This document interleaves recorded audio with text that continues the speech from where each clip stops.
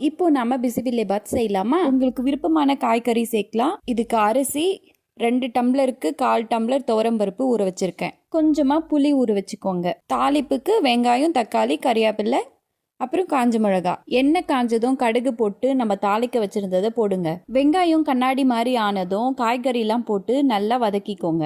இப்போ 3ல இருந்து 4 பல் பூண்டு மட்டும் சேர்த்துக்கலாம். பிசிபிலேபாத் பவுடர் வீட்லயும் செய்யலாம்.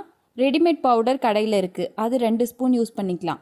மிளகாய் தூள் 1 ஸ்பூன், கூட உப்பு தேவையான அளவு. 2 டம்ளர் அரிசிக்கு 6 டம்ளர் தண்ணி ஊற்றணும். இப்போ கொஞ்சமா புளி தண்ணி ஆட் பண்ணிக்கலாம். தண்ணி நல்லா கொதிச்ச அப்புறம் அரிசி போடலாம். தண்ணி கொதிச்சிடுச்சு, அரிசி போட்டுக்கலாம். இப்போ குக்கரை மூடிட்டு விசில் போட்டுடலாம். 4 விசில் விடணும், அப்பதான் உள்ள இருக்கிற காய் எல்லாம் வேகும். ஓபன் பண்ணா சூப்பரான சாப்பாடு ரெடி.